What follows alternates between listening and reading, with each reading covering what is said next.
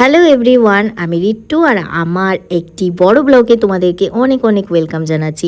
বেশ অনেকটা দিন পর আবার আমি একটা বড় ব্লগ আপলোড করতে চলেছি। তো তোমাদের সবাইকে অনুরোধ রইল যে তোমরা ভিডিওটা পুরো ফার্স্ট থেকে লাস্ট পর্যন্ত দেখবে, কারণ আমি আজকে গোপালের পুজো করব। আজকে রাধা অষ্টমী, তাই সকলকে রাধা অষ্টমীর প্রীতি এবং শুভেচ্ছা জানাচ্ছি। তো সেদিন সকালবেলায় ঘুম থেকে উঠে আমি খেয়ে নিয়েছিলাম একটু গ্রিন টি, আর তার সাথে নিয়েছিলাম ওই দুটো খেজুর। ব্যাস ওটাই আমার আজকের হয়ে গেছে খাওয়া, কারণ আজকে যেহেতু গোপালের পুজো করব সেহেতু আমি গোপালকে ভোগ লাগানোর পরই খাবো। তো যাই হোক, তারপর আজকে ভাতটাও জলদি করে বসিয়ে দিলাম, কারণ অনির্বাণ আমাকে বলেছে ও জলদি করে খেয়ে যাবে। তারপর জানি না, ঘুম থেকে উঠে হয়তো মন মর্জি চেঞ্জও হতে পারে। তারপর একটু চলে এসেছি বাগান দিকে, আর বাগান দিকে এসে জবা ফুলের গাছটার সাথে আকাশটা এত সুন্দর দেখতে লাগছিল না, তাই ভাবলাম ভিডিওটা একটু করেই নিই ভালো করে।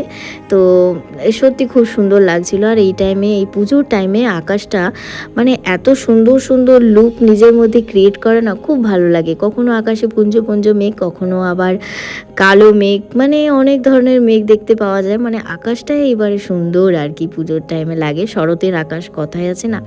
তো যাই হোক, ফুলগুলো পেড়ে নিলাম। ফুলগুলো আবার আমার থেকে অনেক অনেক উঁচু ডালে হয়ে গেছে, তা ওই যতটুকু পেলাম। আর এটা হচ্ছে কাগজি গাছ, আর এই বাগানটা হচ্ছে আমার শ্বশুর বাড়ির বাগান। তোমাদের সাথে এর আগে অনেক ভিডিওতে শেয়ার করেছি আমার বাবার বাড়ির বাগানটা। এটা হচ্ছে আমার শ্বশুর বাড়ির বাগান। তো সেখানে এত কাগজি হয়েছে, অনেক কাগজি ধরেছে। তো সেখান থেকে ওই 2-4টে কাগজি আমি নিয়েছিলাম, কারণ আমার একটু কাজ ছিল, ওই কাগজি দিয়ে ভাত খেতে ভালো লাগে না। তো সেই জন্য আর কি নিয়েছি, ভেবেছিলাম যে একটু কাগজি দিয়ে ভাত খাবো। তো সকালেই আমি কৃষ্ণ দালানে পুজো দিতে যাচ্ছি। আমাদের এখানে শ্যামসুন্দরের দালান আছে, সেখানে পুজো দিয়ে এলাম। সেই ভিডিওটা করতে পারিনি। তারপর বাড়িতে ফুলগুলো, নিজের বাড়িতে ফুলগুলো তুলে রাখলাম। দেন অনির্বাণ ঘুম থেকে উঠলো, ওকে চা দিলাম। আর একটু ভেন্ডি কাটছি বাবুর আজকে। আরজি আমাকে জানিয়েছে যে ছোট ছোট করে ভেন্ডি ভাজা করতে হবে, তাও আবার উপর থেকে বেসন ছড়িয়ে। কোথা থেকে শিখেছে জানি না, তবে খেতে বেশ ভালোই লাগছিল। একদিন তোমাদের সাথে রেসিপিটা শেয়ার করব। দেন স্নান টান করে কাপড় জামা কেচে আমি চলে এসেছি আমার গোপুর কাছে। সকালে উঠে ঘুম ভাঙালাম। আসলে সকাল বলবো না, এখন ঘড়িতে প্রায় 10:30টার মতো বাজছে। আর আমার সোনাকে উঠিয়ে দিলাম ঘুম থেকে। এবার ওকে ড্রেসটা পরাই, মানে ড্রেসটা পরানোর আগে ওকে একটু খাইয়ে নেব। তারপর ওকে অল্প করে ভেবেছি আজকে স্নান করাবো, যেহেতু আমার মূর্তিটা হচ্ছে মার্বেলের। তো সে তো ওকে কিন্তু প্রত্যেকদিন স্নান করানো যাবে না, কারণ তাহলে ওর ওর যে সুন্দর আর কি কারুকার্যগুলো করা আছে না শরীরে, দেখো কত সুন্দর সুন্দর গয়না পরানো আছে, সেগুলোও তো সুন্দর করে আঁকা, মানে এঁকে সুন্দরভাবে করেছে আর কি। তো ওই যে রঙটা সেটা কিন্তু উঠে যাবে, গোল্ডেন যে রঙটা সেটা উঠে যাবে। আমি হয়তো তোমাদেরকে অত ভালো করে বোঝাতে পারছি না, তাও তোমরা হয়তো মূর্তিটা দেখে বুঝতে পারছো যে বেশি জল দিলে কিন্তু ওগুলো উঠে যাবে। আর একবার যদি উঠে যায় তাহলে আমার এই গোপালের যে সুন্দর মুখটা সেটাও নষ্ট হয়ে যাবে। সেই জন্য অল্প করে হালকা করে ওকে স্নান করাতে হবে।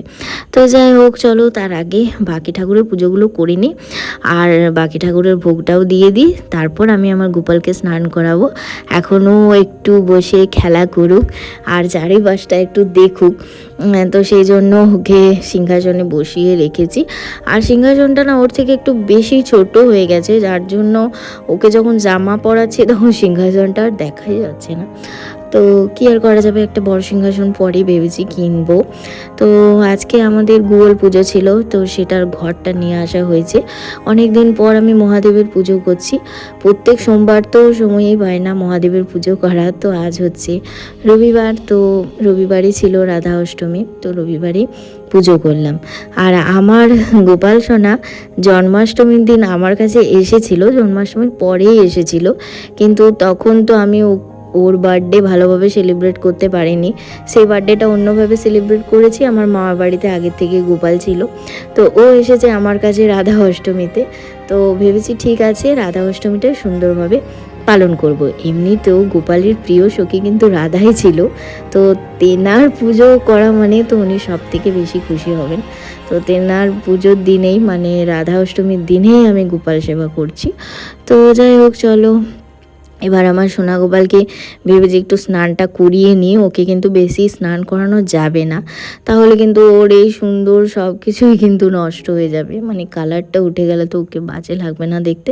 সেজন্য হালকা করে স্নান করিয়ে দিয়েছি। আর মাকেও বলেছি, মানে এরপর তো আমি চলে যাব, তখন তো মাই পুজো করবে, মাকে বলেছি অল্প করে হালকা করে ওর হাত পাটা শুধু একটু মুছিয়ে দিতে, তো তারপরে একটু চন্দন দিয়ে দিতে। ওই চন্দন একটু অল্প করে দিলাম, বেশি দেওয়াও যাবে না কিন্তু, মানে ওর ফেসে যদি একটু বেশি ঘষে ঘষে আর কি পরিষ্কার করা হয়, ওর চোখ মুখ কিন্তু উঠে যাবে, এরকম একটা ব্যাপার। তা আমি চাই না যে আমার এই গোপোষণার সুন্দর মুখটা নষ্ট হয়ে যাক, এরকমই আমি রাখতে চাই সারা জীবন। আর ওকে হালকা তুলোর মতন করে আমি রাখতে চাই। তো যাই হোক, আমি ড্রেসটা আজকে পরিয়ে দিয়েছি। ড্রেসটা না ওর জন্য কালকেই কিনে এনেছি, আই থিঙ্ক তোমাদের সাথে একটা মিনি ব্লগে শেয়ারও করেছিলাম। এই দেখো আমার সোনা বাবার আবার চুলটা না পড়ে যাচ্ছে। তো যাই হোক, চুল টুল ভালো করে ওর একদম সেটে দিয়েছি, তারপরে একটা ওপর থেকে ছোট্ট মুকুটও কি পরিয়ে দিয়েছি। মুকুটটার মালাটা কালকেই আমি এনেছিলাম, বাসিটা থাকছে না, একবার করে পড়ে যাচ্ছে। গোপাল সোনার যখন মন যাবে তখন বাসি নেবে। তো এত ভালো লাগে না আমার গোপু সোনাকে, কি বলবো, এত মিষ্টি, যেন মনে হচ্ছে আমি আমার হাতে একটা ছোট্ট পুতুল নিয়ে নিয়েছি, কিন্তু পুতুল না, এ হচ্ছে পুরো জগৎটাকে চালাচ্ছে। এটা ভাবলেই অবাক লাগে যে আমার গোপু সোনা গোটা জগৎটাকে চালাচ্ছে। দেখো বাসি নিয়ে বসে আছে। আর আজকে আমি সকালবেলায় ফল দিয়েছিলাম, ছানার পায়েস, কলা, নকুলদানা এসবই দিয়েছিলাম, সাথে একটা চকলেটও দিয়েছিলাম। এই চকলেটটা কিন্তু আমি দিনে, এটা ঋতু নিয়ে এসছে আমার সোনা বাবার জন্যে। তো তারপর আবার বিকেল দিকে দেবো। এমনিতে ভাত ভোগ আমরা দিচ্ছি না, আমরা এমনি শুকনো প্রসাদই দিচ্ছি। শুকনো প্রসাদই ঠিক আছে, কারণ আমাদের তো বাড়িতে লোকজন নেই, কি বা করবে অত, এই হচ্ছে ব্যাপার। তো যে যেমনভাবে আর কি ঠাকুরকে রাখতে পারে। তো যাই হোক, আবার আমি পুতু ঋতু তিনজন মিলে আমরা গিয়েছিলাম একটু আমার বাড়ির পিছন দিকে। তো মেঘটা কি সুন্দর দেখতে লাগছে, কি বলবো। আর আমরা গিয়েছিলাম এখানে কাশফুল খুঁজতে, কারণ প্রত্যেক বছরই পুজোর আগে আমরা এখানে শ্যুট করি। তো দেখতে এসেছিলাম যে শ্যুটের জন্য কাশফুলগুলো ফুটেছে কিনা, দেখলাম হ্যাঁ ফুটেছে। তবে এবারটা তো হবে না, পরের বারে যখন আসবো তখন আমি ছবি তুলবো কাশফুলের সাথে। তারপর বিকেলবেলা হয়ে গেল। তো বিকেলবেলায় আমরা আবার হাঁটতে গিয়েছিলাম একটু, সানসেটটা দেখতে খুব ভালো লাগছে। দেখো কত গাছ ফুল হয়েছে আমাদের দিকে, প্রচুর গাছ। তো রাত্রেবেলায় আমি গোপু সোনার ভোগের জন্য আজকে তৈরি করেছি সুজির পায়েস। তো খুব ভালো হয়েছিল এটা খেতে, মানে ওই সুজিতে কাজু কিচমিচ দিয়ে আমি আর আমুল দুধ দিয়েছিলাম, আর মিষ্টিটা অল্পই দিয়েছিলাম। খুব সুন্দর করে এই পায়েসটা বানিয়েছিলাম। পায়েসটা একটু শক্ত হলেও দারুণ হয়েছিল, হয়তো এটা গোপু সোনার ভোগ বলেই এত সুন্দর খেতে হয়েছিল। সাথে লুচি ছিল আর ফল ছিল। সত্যি কথা বলতে কি বলো তো, ঠাকুরকে ভোগ লাগিয়ে তুমি যখন খাবে না, সেই যে প্রসাদটা, সেটা একটা অন্য রকমই ব্যাপার। সেটা যে কোনো ভগবানেরই হোক না কেন। আমার সুজিটাতে যে মিষ্টি কম হয়েছিল, তাও এত সুন্দর খেতে লাগছিল, মানে ওখানে মানে আমার বাড়ির সবাইকে দিয়েছিলাম, তো সবাই খেয়ে খুব নাম করেছিল। আমার সেন্টি বাবা চলে এসছে গপুকে জ্বালাতে। তারপরে আমি রাত্রেবেলা একটা নরম জামা পরিয়ে দিলাম আমার সোনাটাকে, কারণ হচ্ছে যে ছোট বাচ্চা অত কুটকুটে জামা পরে কি সারাদিন থাকতে পারবে বলো? আমরা কি সারাদিন নতুন জামা পরে থাকতে পারি? সেই রাত্রেবেলা আমাদেরকে নরম জামা পরতে হয়, তো সেইভাবে একটা বাচ্চার মতন ওকে রাখতে হয়। তো আজকে আমার ডিনারে ছিল লুচি, সাথে গুপুর পোষা, সাথে লাচ্ছা সেমাই, সাথে বাঁধাকপি, সাথে ছিল দই পনির। তো এটা অনির্বাণের ছিল, এর আগের ডিনারটা আমার ছিল, তো এই এত কিছু খেয়েছে। তো তারপরে একটা তোমাদেরকে চলো ক্লিপ শেয়ার করি, সেটা হচ্ছে আমরা বারে বসে আমি সোমা মহিমা তিনজনে বসে টিফিন খাচ্ছিলাম। সেদিন আমাদের কপালে এত টিফিন জুটেছিল, মানে কি বলবো, সচরাচর আমরা এত ভালো মন্দ খেতেই পাই না। তো সেদিন আমরা সবাই মিলে একসাথে খাচ্ছিলাম বলে এত কিছু ছিল। তো যাই হোক, ভিডিওটা কেমন লাগলো অবশ্যই জানিও। টাটা সবাইকে, গুড নাইট।